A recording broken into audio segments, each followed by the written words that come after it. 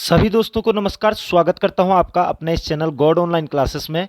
दोस्तों, जैसा कि हम केंद्रीय शिक्षक पात्रता परीक्षा सीटेट की तैयारी कर रहे हैं दोस्तों, और बाल विकास एवं मनोविज्ञान के अंतर्गत मैंने आप लोगों के सामने काफ़ी सारी वीडियो सेशन लाया था दोस्तों इससे पूर्व, लेकिन प्रैक्टिस सेट के रूप में ये मेरी आज तीसरी वीडियो है। ठीक है, इससे पूर्व मैं यूटेट के लिए भी काफ़ी सारी वीडियोस बना चुका था दोस्तों बाल विकास एवं मनोविज्ञान के अंतर्गत। ठीक है, तो आप लोगों की तैयारियां अच्छी चल रही होंगी, और इसी होप के साथ कि आप लोगों के साथ कुछ नए कंटेंट जुड़े जाए, आज कुछ इंपॉर्टेंट क्वेश्चनों पर चर्चा करूं मैं आप लोगों के सामने। लगातार ये तीसरी वीडियो लेकर के आ रहा हूं बाल विकास एवं मनोविज्ञान की। साथ ही साथ सामाजिक अध्ययन का जो शिक्षण शास्त्र है और हिंदी भाषा का जो शिक्षण शास्त्र है, उन पर भी लगातार मैं वीडियो अपलोड करता रहता हूं। तो आप लोग उन चीज़ों को भी देखते रहिएगा अगर आप लोगों का हिंदी लैंग्वेज होती है और सामाजिक विज्ञान आपका है तो बढ़ते हैं आज के पहले क्वेश्चन की ओर। लेकिन उससे पहले एक छोटा सा अनुरोध करूंगा दोस्तों आप लोगों से कि अगर आपने अभी तक चैनल को सब्सक्राइब नहीं किया है तो चैनल को जरूर सब्सक्राइब कर लीजिएगा, और अपने दोस्तों के साथ भी शेयर जरूर कीजिएगा जो लोग सीटेट की तैयारी कर रहे हैं, क्योंकि परीक्षा अब बहुत नज़दीक है दोस्तों। तो बढ़ते हैं आज के पहले क्वेश्चन की ओर। पहला क्वेश्चन जैसे कि आ रहा है दोस्तों कि बाल मनोविज्ञान के आधार पर कौन सा कथन उपयुक्त है। ठीक है, तो सभी बच्चे सजातीय होते हैं, कुछ बच्चे सजातीय होते हैं, कुछ बच्चे अद्वितीय होते हैं, प्रत्येक बच्चा अद्वितीय होता है। तो याद रखिएगा दोस्तों, प्रत्येक यानी कि प्रत्येक बच्चा अद्वितीय होता है, यानी कि उसकी जो क्षमताएं होती हैं वो अद्वितीय होती हैं। ये इसका सबसे उपयुक्त कथन है कि प्रत्येक बच्चा क्या होता है, अद्वितीय होता है। ये सबसे मनोविज्ञान के आधार पर सबसे उपयुक्त कथन है दोस्तों। नेक्स्ट क्वेश्चन पे बढ़ेंगे। निम्नलिखित में से कौन सा मुख्य रूप से आनुवंशिकता संबंध कारक है। तो आनुवंशिकता से संबंधित कारक कौन सा है?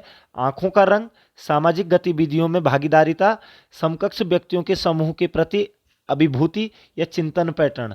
तो आनुवंशिकता का मतलब जो माता पिता से जो बच्चों में आते हैं जो गुण, तो वो बेसिकली क्या होता है, आंखों का रंग यहाँ पर ऑप्शन है दोस्तों, ये इसका आंसर बन जाएगा। नेक्स्ट क्वेश्चन पे चलते हैं। जब बच्चा कार्य करते हुए ऊबने लगता है तो यह इस बात का संकेत है कि संभवतः कार्य यांत्रिक रूप से बार बार हो रहा है, बच्चा बुद्धिमान नहीं है, बच्चों में सीखने की योग्यता नहीं है, बच्चे के अनुशासित करने की जरूरत है, बच्चे को अनुशासित करने की जरूरत है।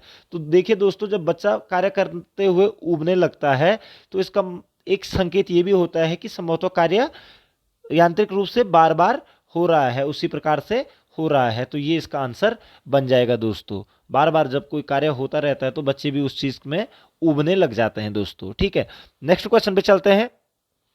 समाजीकरण की प्रक्रिया में अनुकरण को उपयोगी तथा विकासात्मक बनाने के लिए आवश्यक तत्व है। तो जो सामाजिकरण की जो प्रक्रिया में अनुकरण को उपयोगी और विकासात्मक बनाने के लिए आवश्यक तत्व क्या है? यहाँ पर ऑप्शन है परिवार एवं पड़ोस, गांव एवं शहर, देश एवं राजनीति, या परिवहन और संचार संसाधन। तो याद रखेंगे दोस्तों, जो अनुकरण को उपयोगी बनाया जा सकता है वो परिवार एवं पड़ोस के द्वारा ही बनाया जाता है समाजीकरण की प्रक्रिया में। तो परिवार एवं पड़ोस इसका क्या हो जाएगा, आंसर हो जाएगा। इंपॉर्टेंट क्वेश्चन है दोस्तों। ठीक है, नेक्स्ट क्वेश्चन पे बढ़ते हैं। जीन पियाजे के संज्ञानात्मक विकास को कितने चरणों में विभाजित किया गया है? तो ये बहुत इजी क्वेश्चन है, इसके ऊपर तो मैंने पूरी वीडियो बना रखी है दोस्तों।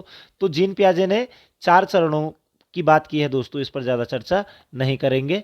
ठीक है, तो 4 चरणों पे जीन पियाजे ने संज्ञानात्मक विकास को बांटा हुआ है। ठीक है, नेक्स्ट क्वेश्चन पे चलते हैं।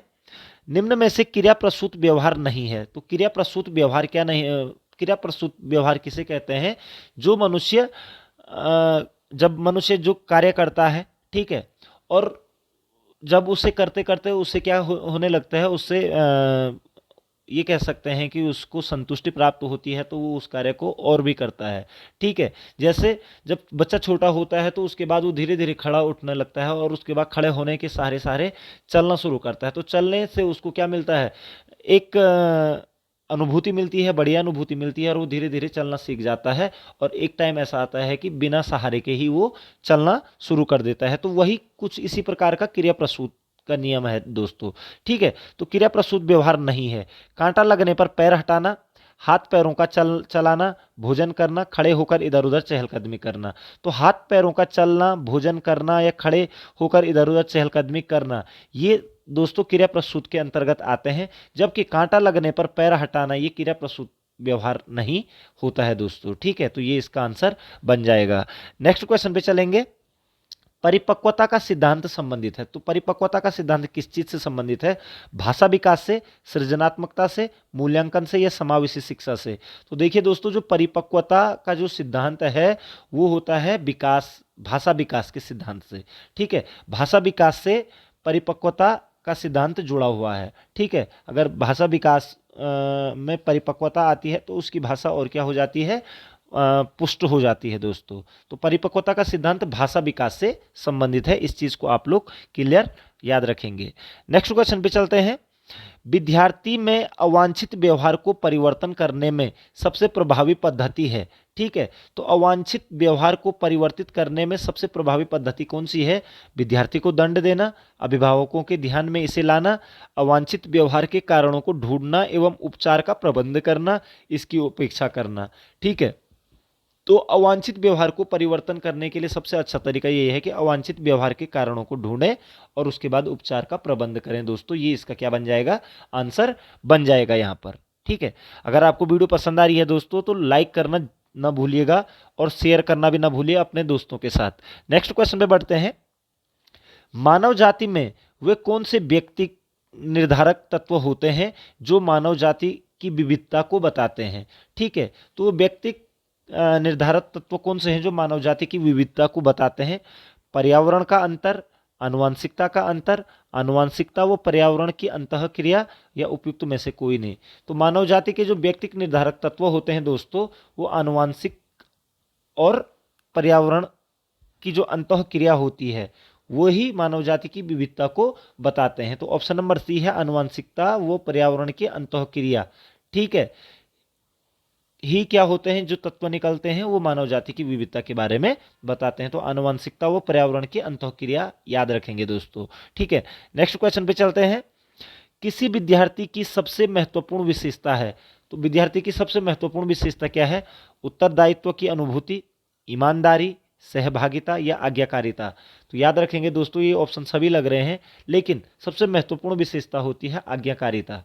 ठीक है, अगर विद्यार्थी के अंदर अंदर आज्ञाकारिता का भाव है तो वो उत्तरदायित्व की अनुभूति भी देगा, ईमानदार भी होगा और सहभागिता का काम भी करेगा दोस्तों। तो आज्ञाकारिता सबसे महत्वपूर्ण विशेषता है विद्यार्थी की, ये याद रख लेंगे हम लोग।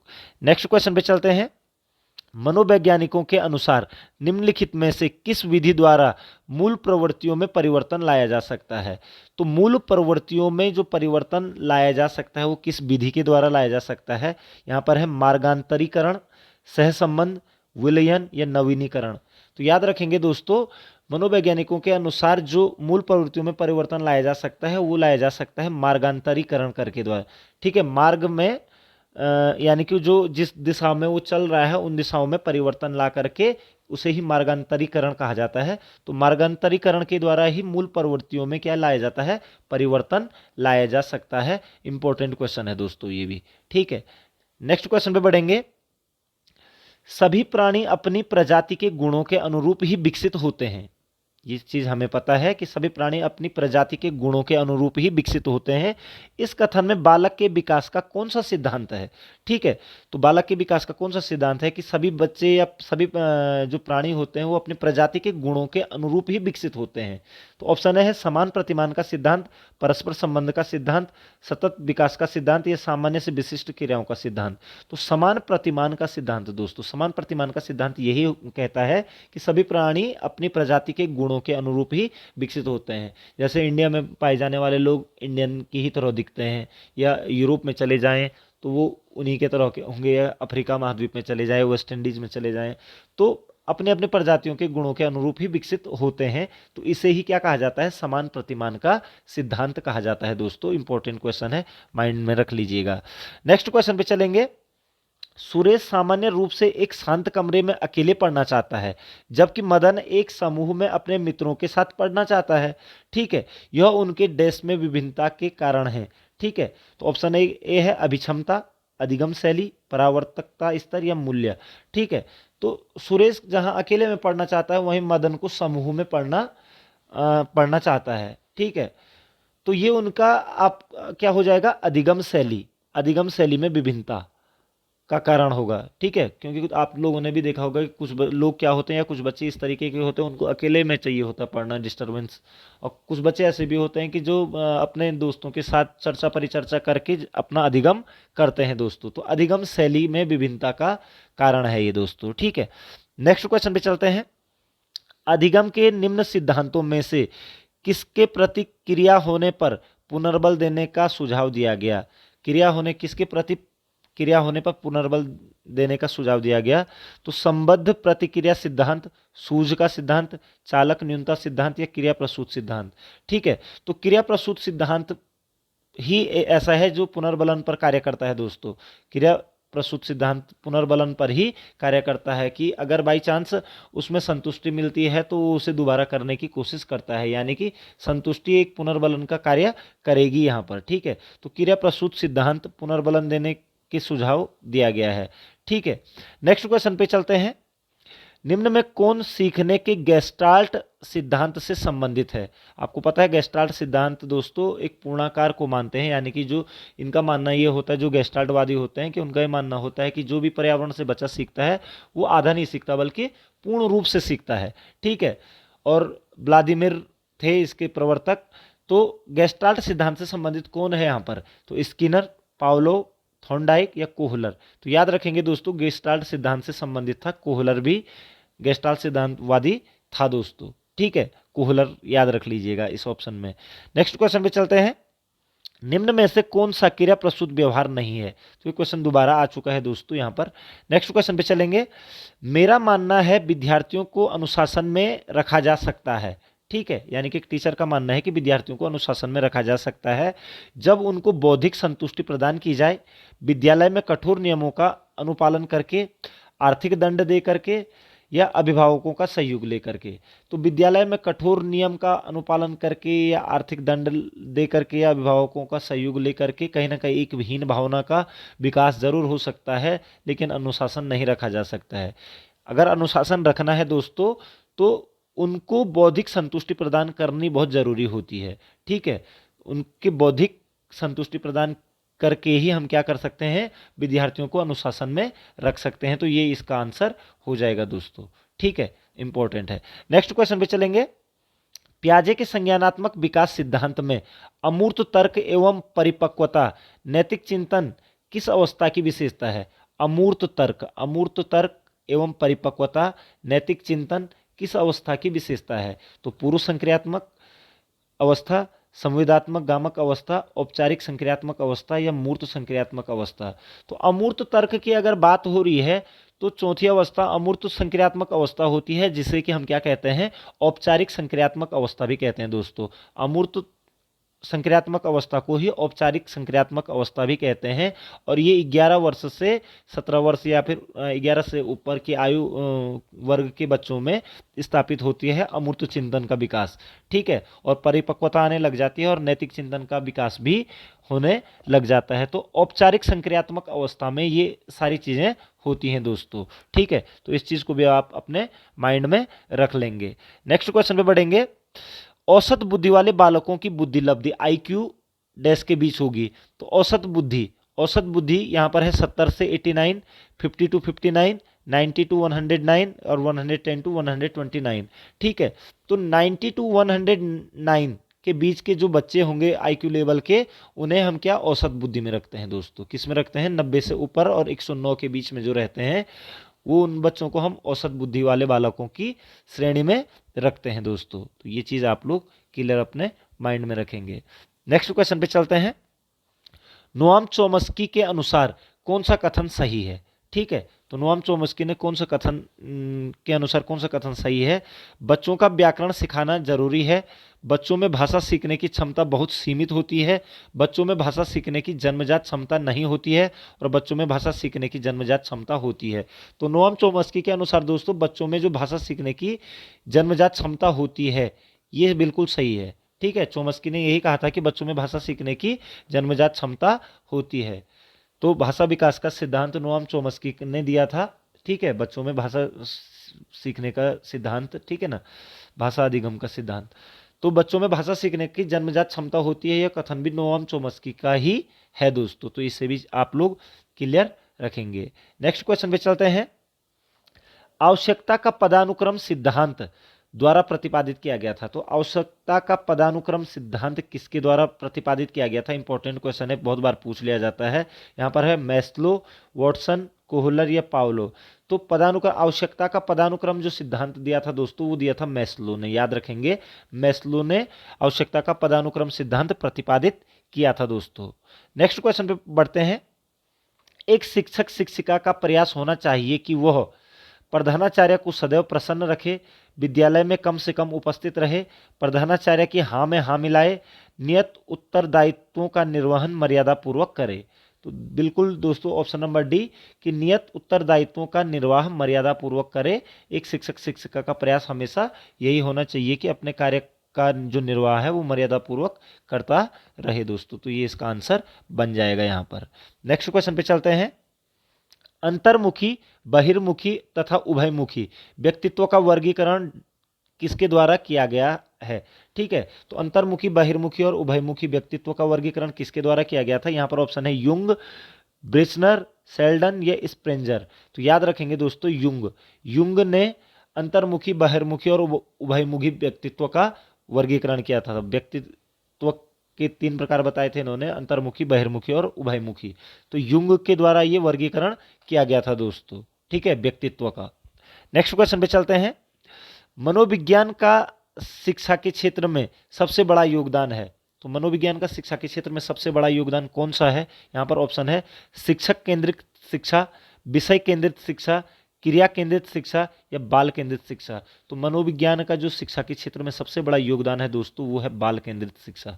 ठीक है, बाल केंद्रित शिक्षा मनोविज्ञान की सबसे बड़ी देन है या फिर योगदान है, ये कह सकते हैं हम। नेक्स्ट क्वेश्चन पे चलेंगे। आपके विचार में चिंतन शक्ति विकसित करने का क्या उपाय है? चिंतन शक्ति को विकसित किस तरीके से किया जा सकता है?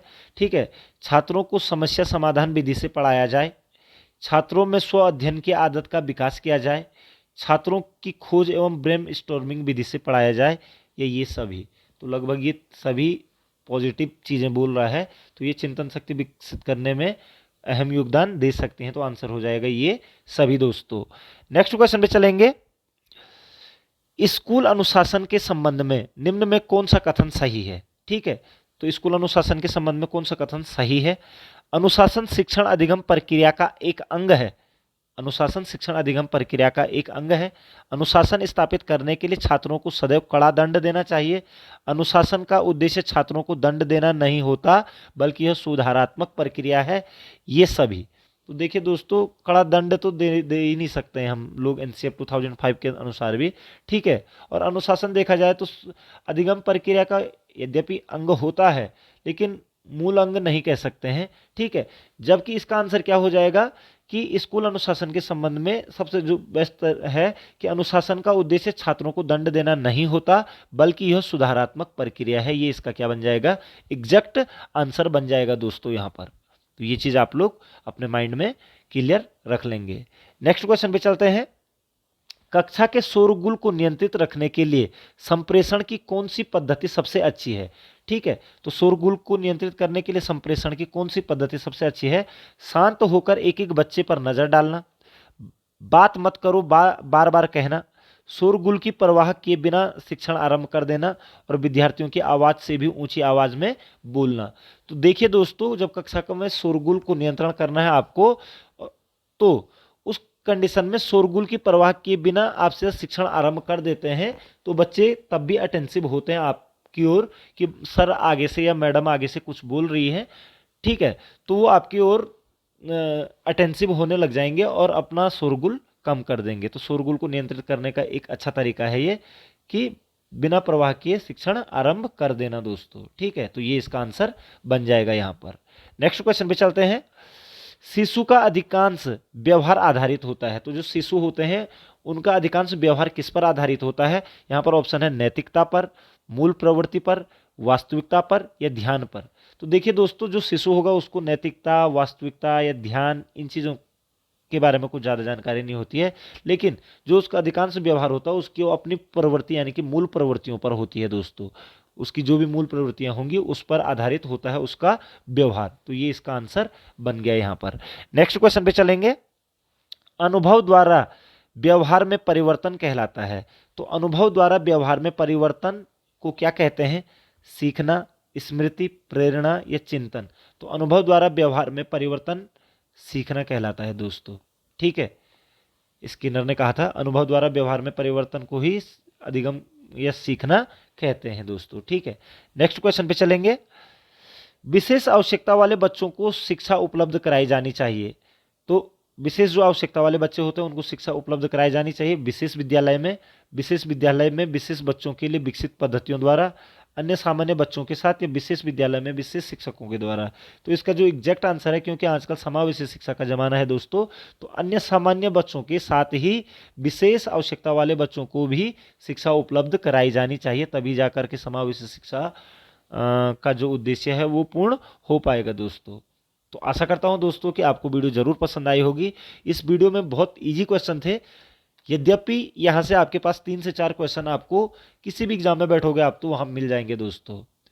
तो आशा करता हूं कि आपको वीडियो पसंद जरूर आई होगी। अगर आपको कोई डाउट होता है किसी क्वेश्चन पर तो आप मुझे कमेंट सेक्शन में जरूर बताइएगा, मैं उसका समाधान करने की पूरी कोशिश करूंगा दोस्तों। तो आपका समय शुभ हो, मिलते हैं नेक्स्ट वीडियो में, तब तक जय हिंद,